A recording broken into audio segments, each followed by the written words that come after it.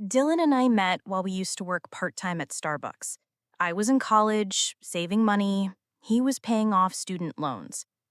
After graduating, I had enough to move out. Dylan was still struggling, so I offered him to move in with me.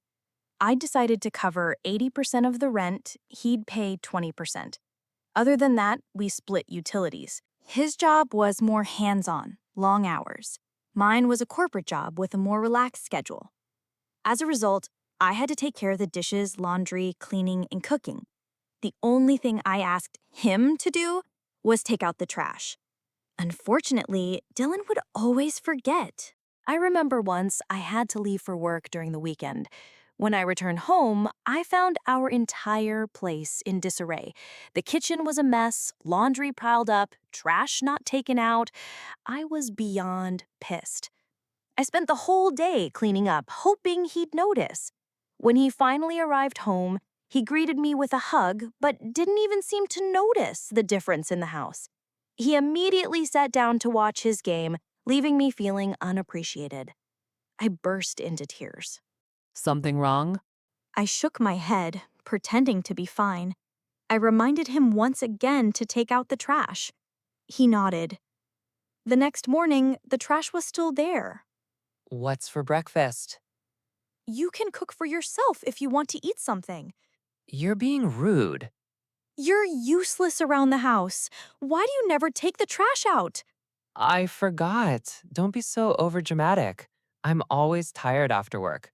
I deserve to have my time. What about me?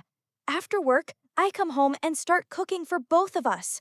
I clean the house, do our laundry, iron your shirts, and the only thing I expect from you is to take out the trash. I never ask you to do any of these things. I have a challenging job. As my girlfriend, you should understand that you need to help me out. It's not a big deal. My mother did the same thing for my father. That's when I realized I was letting him walk all over me. I'm not your mother. We are equals. You will cook your own food, do your laundry, iron your shirts, take out your garbage, and clean up after yourself. And there's more. You will pay 50% of the rent, or you will move out. Where is this coming from? I'm tired of working so hard for you and not feeling appreciated. I kept my word. It was satisfying to watch him run around trying to find clean clothes. He didn't clean the utensils or take out his trash, hoping I would do it. I refused. I started eating from takeout boxes. You should be a good partner and take care of me. You should pay 80% of the rent like before. I reminded him that he never appreciated me when I did, so I was done helping him out. Throughout all of this, he never once apologized. Looking back, I regret not seeing him for who he truly was sooner. Our fights keep getting worse. I got a promotion at work. That seemed to be the last straw. That night was the worst fight of our relationship. Wake up. I need to talk to you. Can we talk tomorrow? What is so important? I met someone at work, Bella. She's the daughter of an industrialist, very rich. I'm fallen in love with her. She's a real woman, unlike you. I looked at him without any emotion. I honestly didn't care. I knew our relationship was dying anyway. Honestly, Dylan, I don't care that you're seeing another woman. I'm happy for you. We should break up amicably. You can move out as soon as possible. Aren't you jealous? I'm glad you found someone. Now I won't feel guilty breaking up with you. Enraged. I hate modern women like you who flaunt their careers. Bella is a much better woman. All she wants is to get married and have children. Men want a housewife, not a woman who can earn more than them. Shut up. You have until the end of the month to move out. Until then, you can sleep on the couch. On his last night, I came home to find Dylan and Bella sitting on our couch. The audacity! I didn't want to be rude to Bella, so I politely greeted her. To my surprise, she looked at me with contempt and didn't even bother to acknowledge my presence. Later, while I was cooking, Bella came into the kitchen. She just stood there, watching me. Is there something you wanted? She gave me the same contemptuous look. After I ate, I was about to come downstairs when I overheard them talking. You're so lucky you upgraded yourself after dating someone who looks like her. Why did you ever fall in love with her? I used her. She was gullible enough to pay for our dates and lend me money. She even paid most of the rent for years, which allowed me to save a lot of money. I could not believe what I had just heard. I always suspected he might have used my good nature, but I had no idea he had been using me since the very beginning. I quietly headed back upstairs and spent the rest of the night crying into my pillow. The next morning, they were gone. I was finally free from him. I danced around the house. A few weeks later, all was going well, until a mutual friend informed me Dylan was getting married to Bella. That same night, I found their wedding invitation in my mailbox. It wasn't a mistake. He had scribbled something in the corner. I want you to attend my wedding so you can see the grand life I'm going to have with Bella. It slowly sunk in. He invited me only to show off. All the years of anger and frustration I had pent up inside kept boiling out. I knew I had to get petty. I RSVP'd yes with a +1. I opened my laptop and began scrolling through Bella's social media. As luck would have it, I found what I was looking for. Just 6 months ago, Bella had broken up with her ex-boyfriend, Jake. They had clearly been together for a very long time. I sent a friend request. He accepted. I sent him a message. Hi, Jake. My name is Anna. I'm Dylan's ex. I have a proposition for you. Over the next few weeks, Jake opened up. Bella had cheated on him multiple times, her latest affair being with Dylan. They had a bad breakup.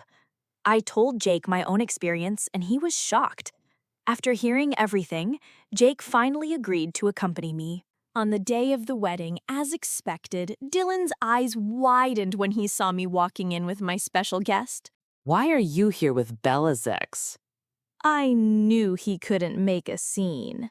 When it was time for the bride to make her entrance, Bella looked stunning. The ceremony went smoothly. At the reception, Bella finally noticed us. Frozen in her tracks. Jake, what are you doing here with her? I invited him as a guest so we could show our support for your marriage. Bella, can we speak privately? I don't want to cause a scene. They walked out. I turned to look at Dylan, watching our interaction with hawk eyes. An hour passed. The bride was nowhere to be found. She's gone. Bella ran away. She left a note. Seeing Jake brought back all my lingering feelings. I've made a huge mistake marrying Dylan. The revelation stunned the guests, leaving Dylan standing there humiliated and exposed. I was shocked. I had brought Jake to be petty, but I never imagined this. Dylan looked like he was ready to tear someone's head off. His attempt to humiliate me had backfired spectacularly.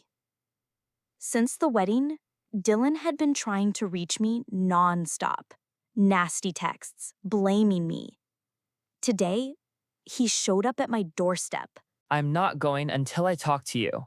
You're not allowed inside. Say what you want from out there. You ruined my life. I gave my notice at work. Why did you bring Jake to the wedding? Because I heard you, Dylan. That night, I heard everything you said to Bella. I know you used me all along to cover your rent and pay for our dates. It's not my fault you were so naive you couldn't see it. Bella was supposed to change my life. I could have had everything. I worked so hard to flirt and seduce her, and you ruined it. Leave my property or I will call the police. You'd never dare. I whipped out my phone to dial in front of his face. He immediately took a few steps back. Don't overreact. I'm leaving.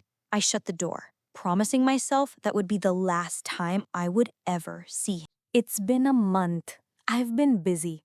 But I finally met with Jake. He had invited me for lunch.